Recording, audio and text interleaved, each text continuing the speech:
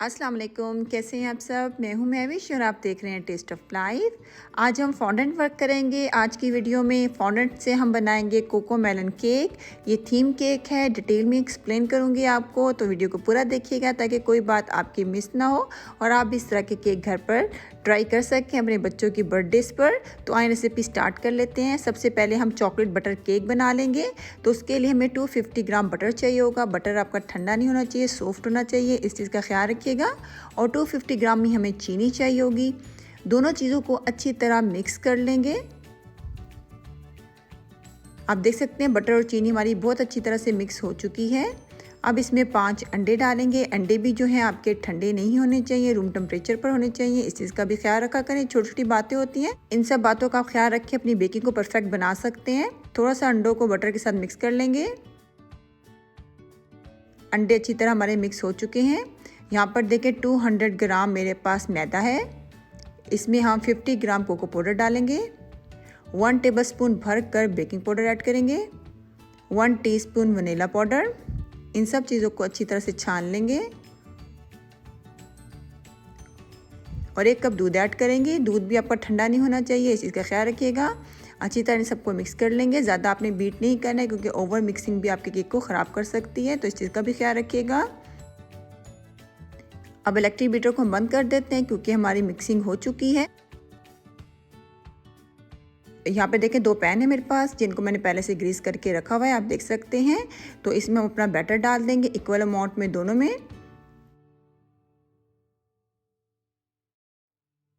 और अब इसको 180 सेल्सियस पे आधे घंटे के लिए बेक कर लेंगे। आप देख सकते हैं केक हमारा बेक हो चुका है और बड़ा नाइस सा इस पे कलर आ चुका है। थोड़ा सा इसको सेट होने देते हैं, फिर आपको निकाल कर दिखाते हैं।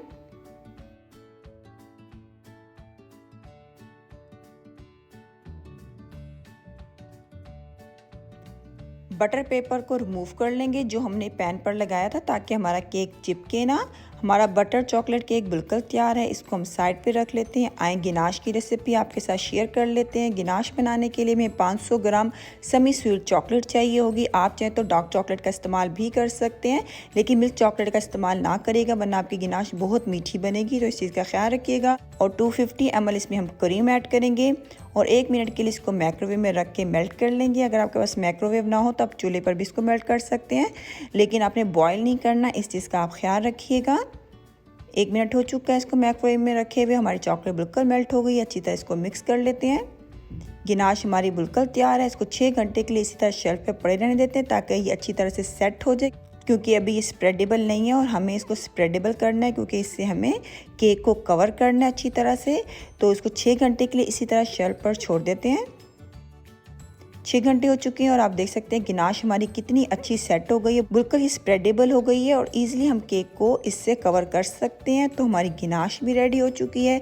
इसको साइड पे रख लेते हैं और केक को डेकोरेट करना स्टार्ट कर लेते हैं।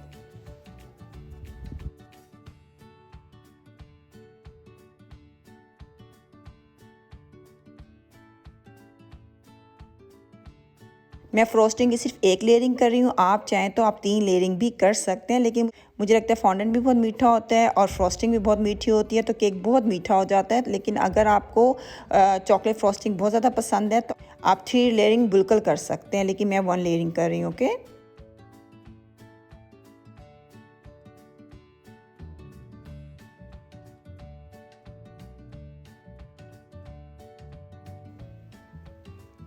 आप देख सकते हैं गिनाश से हमने केक को बहुत अच्छा कवर कर लिया है। इसको अभी हम साइड पे रख लेते हैं।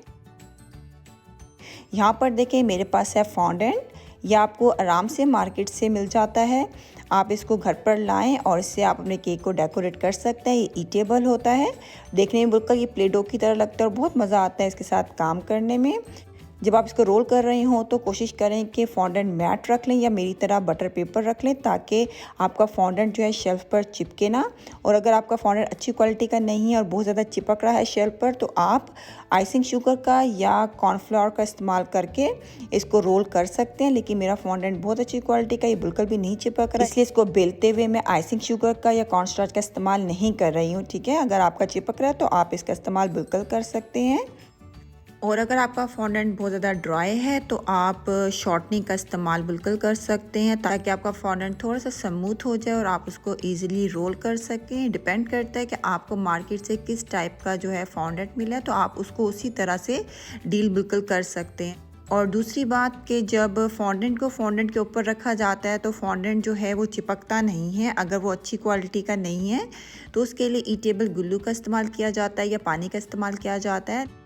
लेकिन मेरा फॉन्डेंट बहुत अच्छी क्वालिटी का है, इसलिए मैं ईटेबल ग्लू का इस्तेमाल भी नहीं कर रही हूँ, इवन पानी का इस्तेमाल भी बिल्कुल नहीं कर रही हूँ। तो ये डिपेंड करता है कि आपके पास किस तरह का फॉन्डेंट है और किस तरह के फॉन्डेंट से आप वर्क कर रहे हैं, तो उसी तरह आप इसको डील करिएगा। फॉन्डेंट केक को फ्रिज में नहीं रखा जाता है, इस चीज़ का आप ख्याल रखिएगा। आप इसको बनाकर शेल्फ पर रखें और इसको इस्तेमाल करें, बिल्कुल भी ख़राब नहीं होता है। 3 दिन तक आराम से आप इसे रूम टेम्परेचर पर रख सकते हैं। ये बहुत इंपॉर्टेंट है कि आपने इस केक को बनाने के बाद फ्रिज में नहीं रखना है, ठीक है। फॉन्डेंट के वर्क करते हुए बच्चों को अपने साथ इस एक्टिविटी में ज़रूर शामिल करें। बच्चे बहुत खुश होते हैं और यकीन माने बच्चे हमारे से बहुत आगे हैं आर्ट में, तो वो बहुत यानी कि अच्छा केक को डेकोरेट करने में हेल्प करते हैं। मैं जब भी फॉन्डेंट वर्क करती हूँ अपने बच्चों को किचन में ज़रूर बुलाती हूँ कि वो मेरी हेल्प करें केक को डेकोरेट करने के लिए। सो आप भी ज़रूर बच्चों को इन्वॉल्व करिएगा जब आप फॉन्डेंट वर्क करें।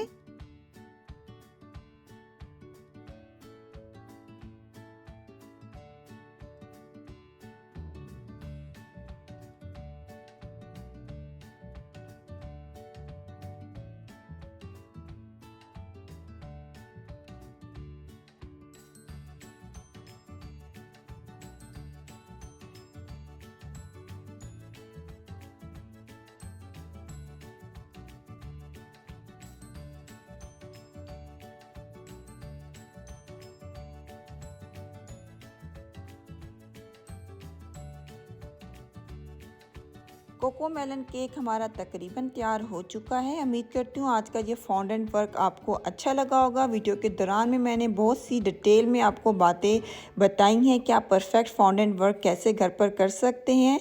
तो वीडियो को उम्मीद करती हूँ कि पूरा आपने देखा होगा, डिटेल में देखा होगा। और जो मैंने केक के ऊपर अभी लेडी बग रखी है, इसकी वीडियो आपको मेरे पेज से मिल जाएगी। आप वहाँ से जाके चेक कर सकते हैं कि आप घर पर फॉन्डेंट से लेडी बग कैसे बना सकते हैं। अगर आप न्यू हैं मेरे चैनल पे तो चैनल को सब्सक्राइब कर लें और वीडियो अच्छी लगी तो लाइक करके अपने फ्रेंड्स के साथ शेयर कर लें। इंशाल्लाह नेक्स्ट टाइम मिलेंगे एक और अच्छी सी रेसिपी के साथ। अपना बहुत ख्याल रखिएगा, मुझे दुआ में याद रखिएगा। अल्लाह हाफिज़।